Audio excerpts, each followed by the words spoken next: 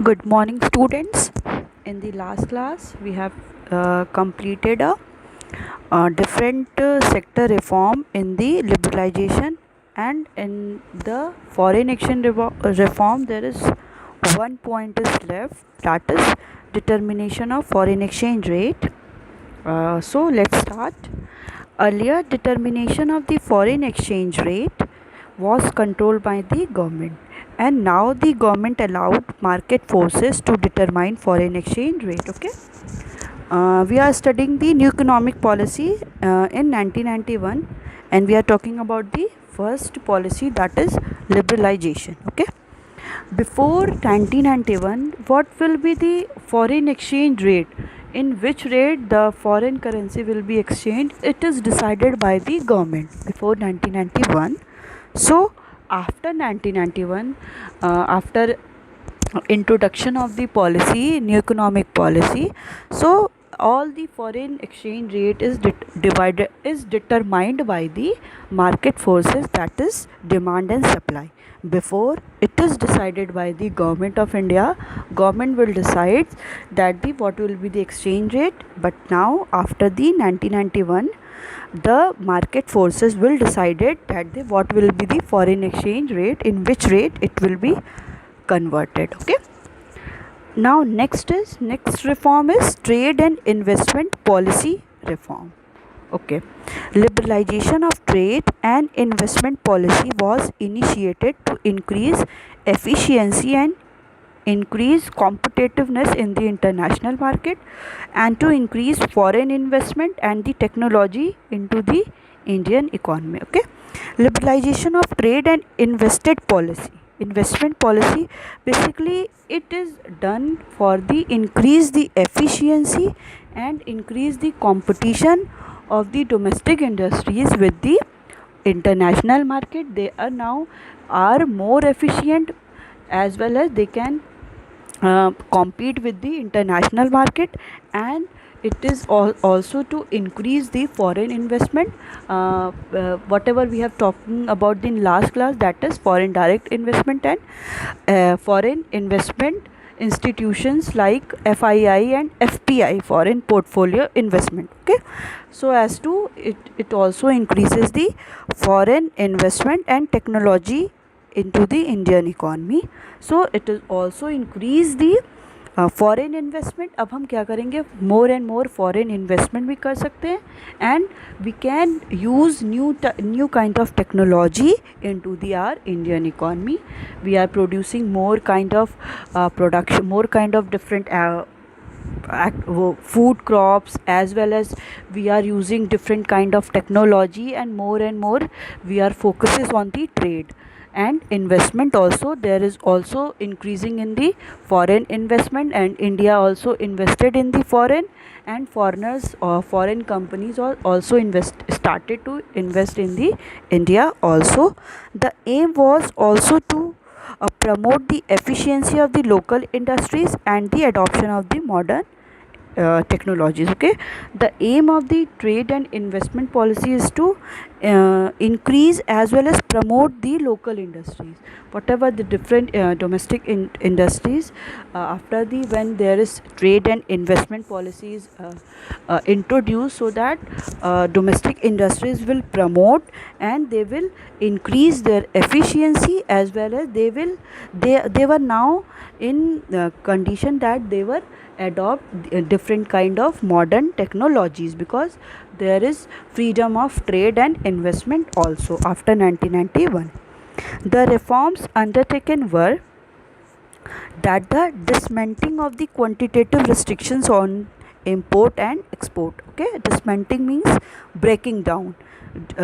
कि जो जितने भी सारे क्वांटिटेटिव रिस्ट्रिक्शंस लगे थे for from the quotas, so अब क्या करना है, जितने भी रिस्ट्रिक्शंस लगे थे import as well as export पे, उनको क्या कर देना है, ब्रेक डाउन कर देना है. अब हमारी क्या हो जाएगी, इकॉनमी फ्री इकॉनमी हो जाएगी.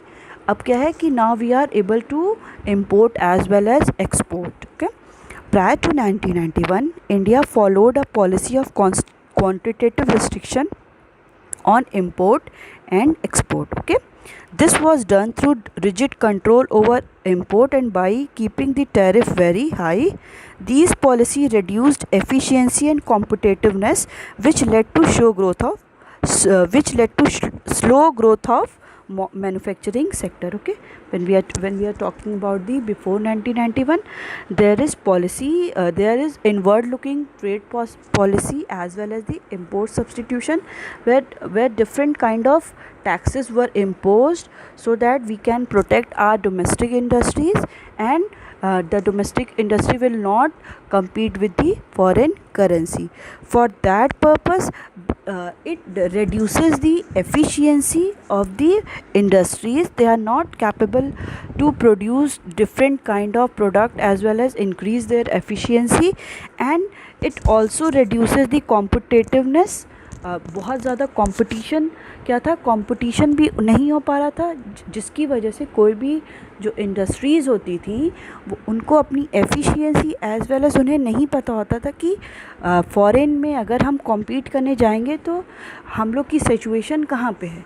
तो अभी तक उनको क्या किया जा रहा था, प्रोटेक्ट किया जा रहा था from the different kind of tariff and Kota's. Okay, so now liberalization aimed at removal of quantitative restrictions on import as well as export. Okay, with the introduction of liberalization, all kind of tariff and quotas, all kind of taxes were removed. Now there is freedom to be import the good as well as exporting the goods. Quantitative restrictions on import of manufactured consumer goods and agricultural product were also removed from April 2001. Okay, all the restrictions which were made on the consumer goods as well as agricultural product, it was also fully removed from the 2001. Now the all the consumer goods as well as the agricultural goods are imported also. So next is reduction of tariff rates. There were a very high tariff imposed on import to favor the policy of production prior to 1991. When we were talking about before 1991, there were very high tariff so that we can protect our domestic industries. But after 1991, tariff on import was reduced to enhance the domestic trade and achieve economic growth. Okay, now after 1991, the rate of the tax rate on import were also reduced, which will enhance the domestic trade, and now the Indian industries were face the competition, and they can increase their efficiency and effectiveness also.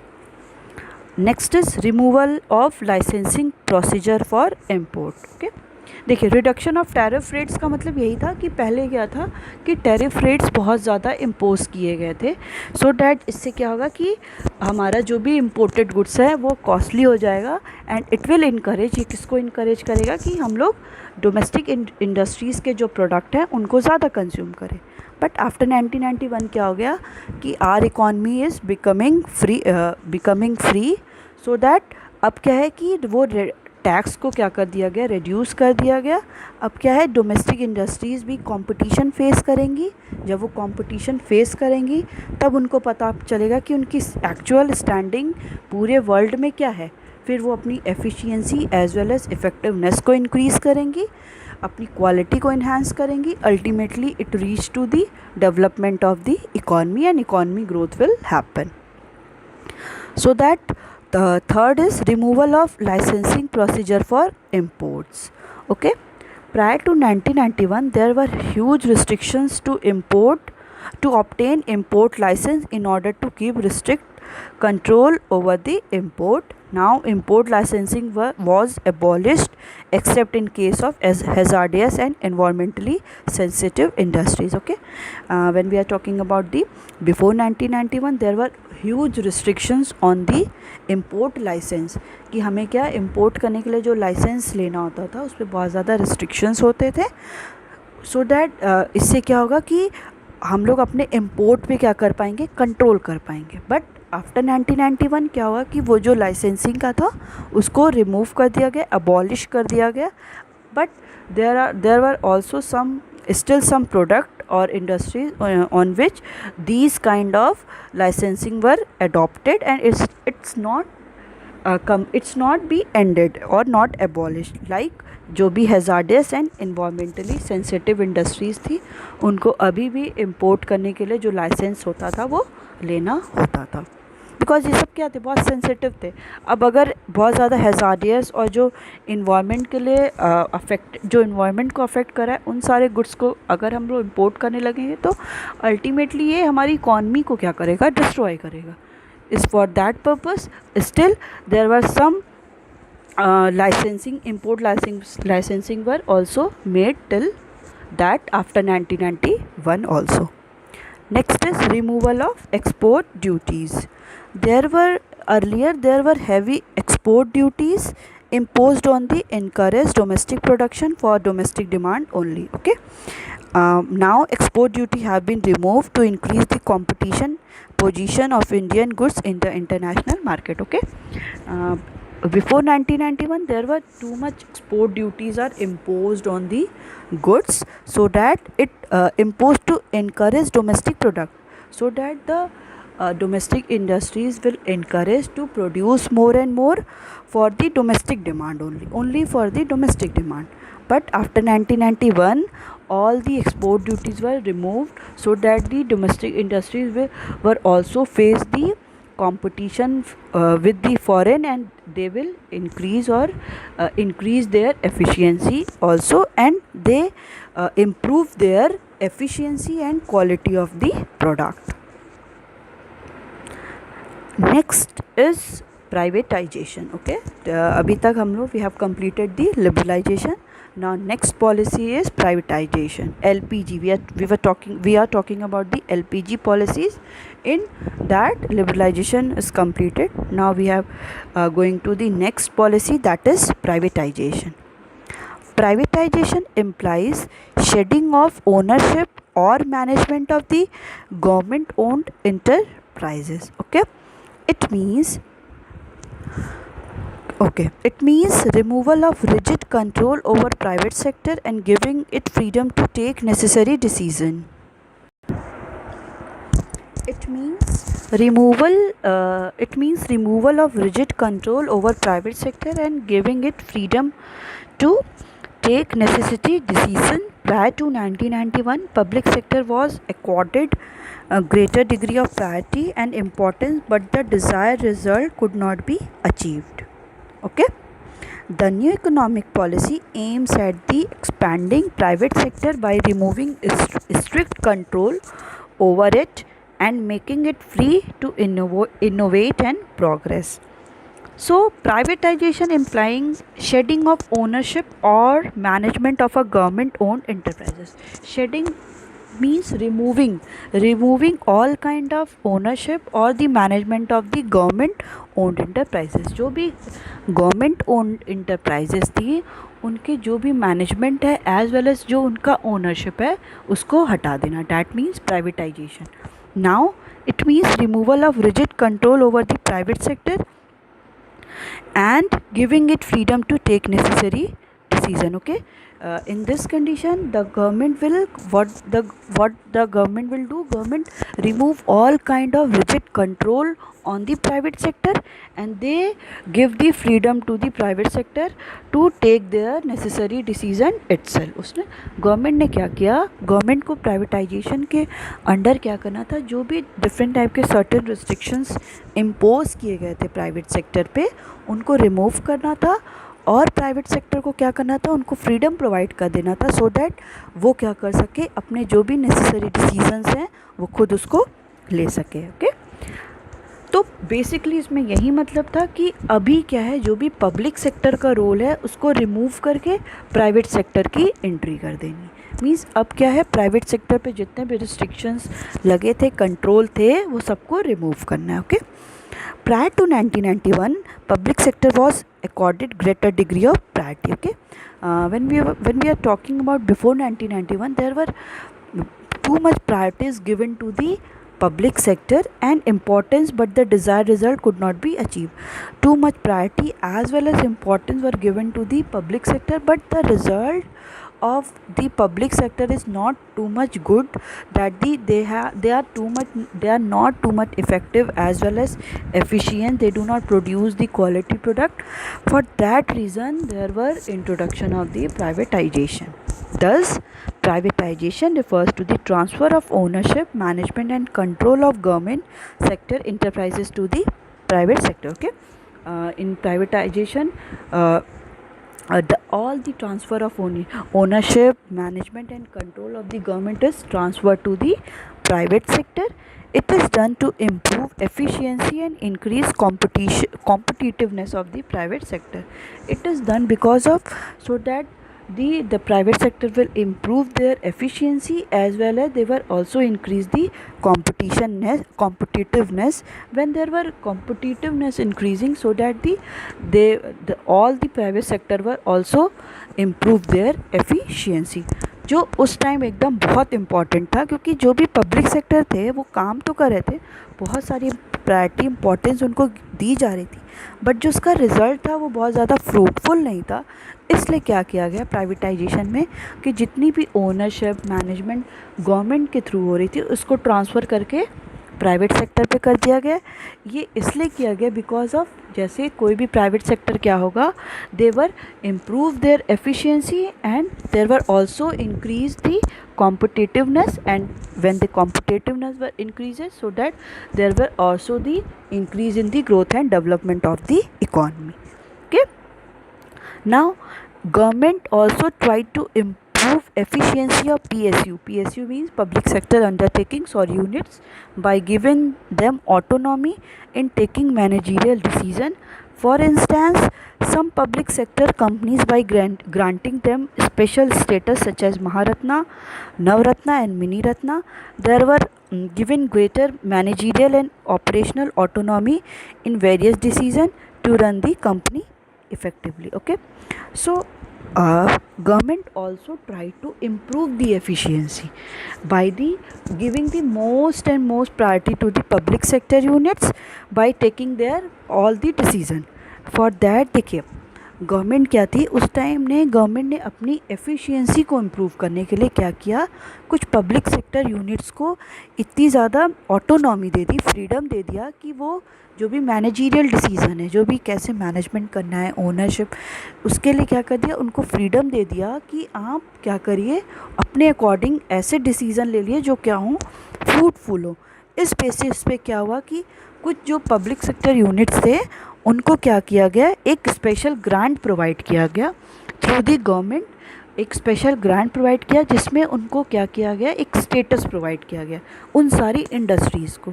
वो status क्या था, Maharatna, Navratna and mini Ratna. देखिए public sector undertakings कौन होती हैं, जिन public sector undertakings वो होती हैं, आप लोग पढ़े होंगे बिजनेस स्टडीज़ में, पब्लिक कंपनीज जिसमें 51% शेयर ऑफ ओनरशिप क्या होता है, गवर्नमेंट का होता है। मीन्स अगर 100% ओनरशिप है, शेयर हो रहा है, तो 51% किसका होगा, गवर्नमेंट का होगा, 49% किसका होगा, प्राइवेट सेक्टर का। तो that means public sector undertaking or units are those units in which 51% share of ownership is by state or central government. For that इसको क्या किया गया, इसको 3 स्टेटस में डिवाइड किया गया। बेसिकली इनका क्या था, इन इंडस्ट्रीज़ का और अंडरटेकिंग का इस्टेब्लिश करने का मतलब यही था कि हम क्या करें, अपनी एफिशिएंसी को इंक्रीज़ कर पाए और मैनेजीरियल और ऑपरेशनल, मैनेजमेंट से रिलेटेड, ऑपरेशन से related autonomy means freedom provide कर पाए। जैसे क्या होगा, एफिशिएंसी इंक्रीज़ होगा और so that they were able to compete with the global environment, globally क्या कर सके, वो compete कर सके। इसलिए देखिए इन्हें क्या किया गया, इस पब्लिक PSU को 3 में डिवाइड किया गया, दैट इज़ महारत्ना,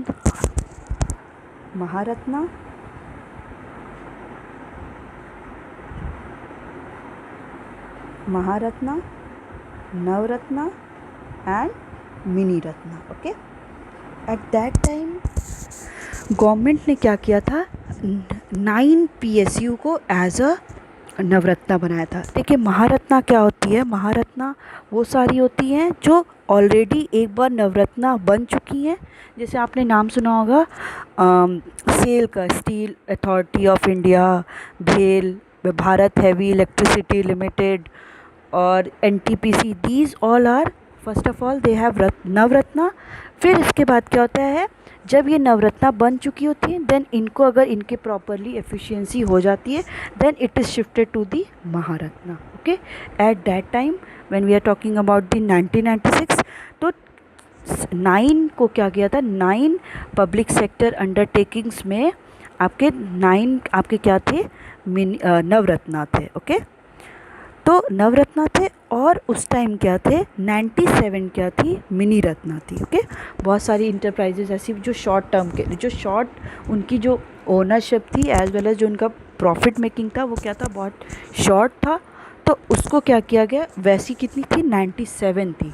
तो 9 इंडस्ट्रीज़ फॉर दी आपकी Navratna as well as 97 industries for the mini ratna. Okay, after that there were also 2 others, PSU was added as the GAIL Gas Authority of India Limited as well as MTNL, ये सबको क्या किया गया बाद में फिर add किया as a Navratna. Okay, so government ने क्या किया था, 3 में डिवाइड किया था। बट अभी एट प्रेजेंट क्या है आपके पास, महारत्ना हमारी कंट्री में, महारत्ना हमारी कंट्री में कितनी है, 88 है महारत्ना। एंड नवरत्ना कितनी है आपके पास हमारी कंट्री में, 16 है। एंड मिनी रत्ना को क्या किया गया है, मिनी रत्ना को 2 में डिवाइड किया गया। टोटल मिनी रत्ना अभी 73 है, इसको भी 2 में कैटेगरी में डिवाइड किया गया है, कैटेगरी 1 एंड कैटेगरी 2। कैटेगरी 1 में अभी आपकी 61 इंडस्ट्रीज़ आती हैं और कैटेगरी 2 में आपकी 12 इंडस्ट्रीज़ आती हैं। ठीक है, ये क्या है, गवर्नमेंट की पब्लिक सेक्टर अंडरटेकिंग्स हैं, जिसमें क्या होता है कि 51% शेयर ऑफ ओनरशिप किसका होता है, गवर्नमेंट का होता है। और ये सारी जो भी पब्लिक सेक्टर अंडरटेकिंग्स है उसको एडमिनिस्टर कौन करता है, public enterprises and the ministry of heavy industries क्या होता है, ये इसको क्या करती हैं, एडमिनिस्टर करती हैं। ठीक है, एट दैट टाइम क्या हुआ था कि गवर्नमेंट ने अपनी एफिशिएंसी को इम्प्रूव करने के लिए पब्लिक सेक्टर अंडरटेकिंग को क्या किया, operational as well as managerial autonomy दे दी कि आप क्या करिए, अपनी एफिशिएंसी को इम्प्रूव करिए एज वेल एज ग्लोबली क्या हो, आप कंपटीशन अराइज कर सकते हो। ठीक, सो privatization can be done in 2 ways, by withdrawal of the government from ownership and management of public sector companies and by outright sale of public undertaking. Okay, पहला कैसा था प्राइवेटाइजेशन कि जो भी गवर्नमेंट के अंदर ownership as well as management था उसको विथड्रॉ कर लेना and it will shifted to the public sector. And second one is कि जो भी पब्लिक सेक्टर अंडर कंपनीज थी और अंडरटेकिंग्स थी उनको क्या कर देना, सेल कर देना। ठीक है, गवर्नमेंट के पास 2 ऑप्शन था privatisation, under the privatisation there were 2 option और 2 वेज। पहला वेज क्या था कि जो भी ओनरशिप गवर्नमेंट के अंदर थी उसको विदड्रॉ करके प्राइवेट सेक्टर को दे देना, एज वेल एज जो भी पब्लिक सेक्टर कंपनीज थी उसको क्या कर देना, सोल्ड आउट कर देना। ओके, सोल्ड आउट कैसे अभी आप डिस्कस करते हैं। Privatization of the public sector undertaking enterprises, selling of part of the equity of PSU or PSC, that is public sector enterprises, to the private sector is known as disinvestment. Okay, इसमें क्या था, जो public sector undertaking की कुछ equity shares होते थे, आप लोग को you know very well equity shares, preference shares, अभी ये बताने की ज़रूरत नहीं है। सो जो भी PSU के कुछ इक्विटी शेयर्स होते थे पब्लिक सेक्टर अंडरटेकिंग के, that will sold out to the private sector, it is called the disinvestment. Okay, we were talking about the privatization can be done in 2 ways, by withdrawal of all the management and the ownership of the government and shifted to the private sector, and second one is sold out of the public sector companies. तो public sector companies का क्या था कि उनके कुछ भी जो equity shares होते थे उसको क्या कर दिया जाता था, प्राइवेट सेक्टर को सोल्ड आउट कर दिया जाता था। So it is called the disinvestment policy of the government. The purpose of privatization is to improve financial discipline and facilitate the modernization by encouraging private sector to invest and participate in the economic development with their administrative efficiency. It was also envisaged that the private capital and managerial capabilities could be effectively utilized to improve the performance of the PSU and PSC. Okay, the basic purpose of privatisation क्या था कि जो भी financial discipline है, means कि government को क्या हो रहा था, बहुत ज़्यादा लॉस को सफ़र करना पड़ा था। तो प्राइवेटाइजेशन अगर होगा तो हम प्राइवेट सेक्टर को अगर प्रोवाइड करेंगे कि वो क्या कर सके, मोर एंड मोर इंडस्ट्रीज़ को सेटअप कर सके, इससे क्या होगा, वो इनकरेज होंगे तो वो मोर एंड मोर इफ़ेक्टिवली काम करेंगे and then ultimately they earn profit. तो फाइनेंशियली जो डिसिप्लिन है, फाइनेंशियली उनको बहुत प्रॉफिट होगा, as well as modernisation by encouraging private sector to invest. ऐसे क्या होगा, मॉडर्नाइजेशन भी होगा।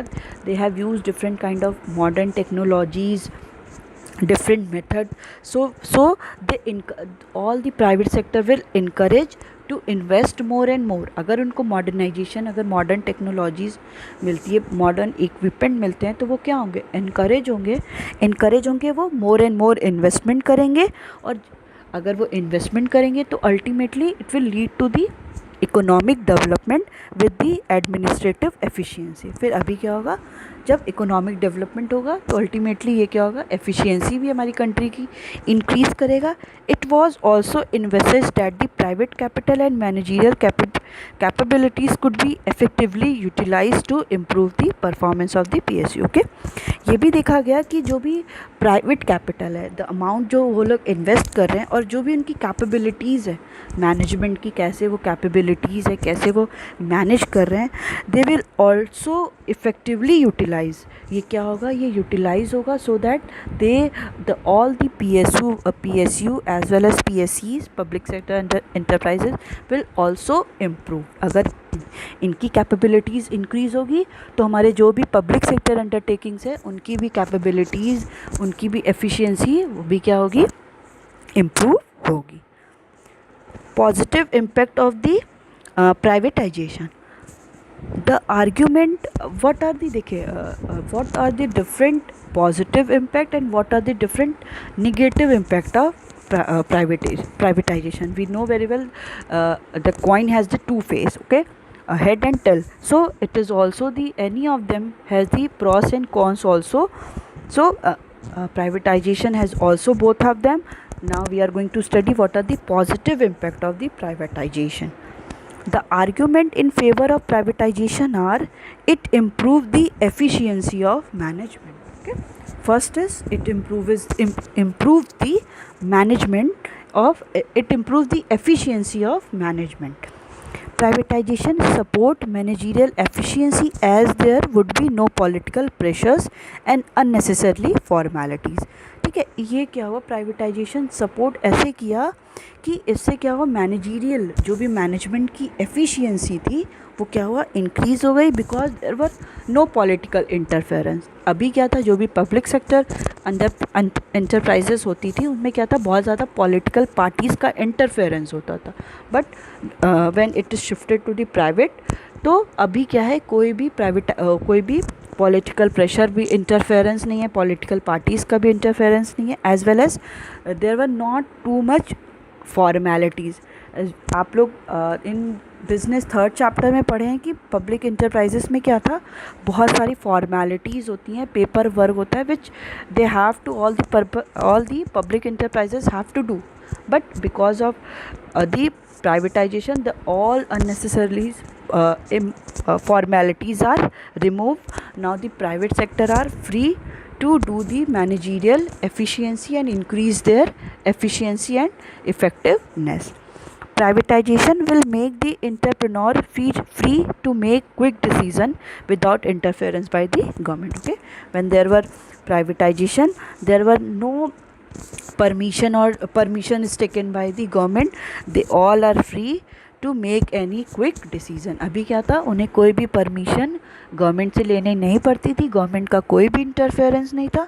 जब गवर्नमेंट का इंटरफेरेंस नहीं था तो कोई भी एंटरप्रेन्योर क्या होता था, बहुत ही क्विकली डिसीज़न लेके आगे एग्जीक्यूट करता था। Okay, Next is financial discipline.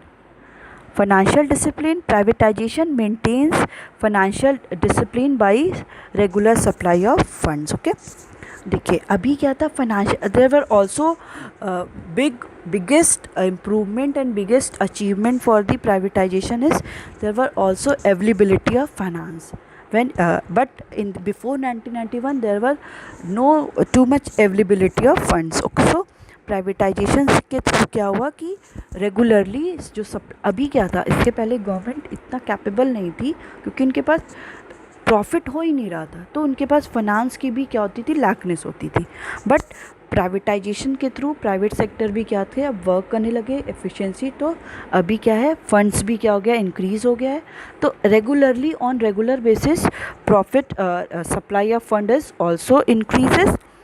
There were undue delay in sanctioning of funds prior to 1991 due to complexities in alternative setup. Okay, there were undue delay. पता है क्या होता था उस टाइम, ये होता था कि बहुत सारे डिले रहते थे, मतलब पेमेंट हमारी हुई नहीं रहती थी, तो इसकी वजह से बहुत सब कुछ डिले होता था. जब तक आप कहीं फ़ंड नहीं प्रोवाइड करेंगे तब तक आपको कोई भी कोई भी अगर आपको कुछ प्रोडक्शन करना है, टेक्नोलॉजीज़ की अवेलेबिलिटी नहीं हो पाती थी. ऐसी कंडीशन पे क्या होता था कि बहुत सारी कॉम्प्लेक्सिटीज़ होती थी, क्योंकि बहुत सारा पेपर वर्क फॉर्मेलिटीज़ होने की वजह से एडमिनिस्ट्रेशन में हमें कोई भी फ़ंड की सप्लाई नहीं हो पाती थी, तुरंत अवेलेबिलिटी फ़ंड की नहीं हो पाती थी. When we are talking about before 1991. But when there is introduction of privatization, the financing is regularly supplying and more funds are available for the government. Okay, बहुत ज़्यादा गवर्नमेंट को भी क्या था, फंड की सप्लाई होने लगी, उनके पास भी अवेलेबिलिटी होने लगी. बट बिफोर 1991 क्या था, बहुत ज़्यादा डिले होता था फंड को सैंक्शन करने में, क्योंकि वही सारी आप रेड टैपिज्म जानते हैं कि बहुत सारा एक्सेसिव रेगुलेशंस होता था, तो they were too much time taking. Next is reduction in deficit. In the late 1980s, government expenditure began to exceed its revenue by large margin, causing deficit in government budget. Okay, we are talking about in the fiscal deficit, that the expenditure of the government become the more the revenue of the government. Privatization reduces this financial burden of the government, as it does not have to spend on non-developmental expenditure. But after introduction of the privatisation अभी क्या हुआ कि जो भी non developmental expenditure होता था, अब क्या हो गया, वो सारा रिड्यूस हो गया. अब बहुत ज़्यादा हम लोग क्या कर रहे थे, एक्सपेंडिचर नहीं कर रहे थे, स्पेंड नहीं कर रहे थे. Rather by earning sufficient profit it can support government by paying taxes. Okay, now we are rather by earning sufficient profit, we have too much profit, so that it can support government by paying taxes.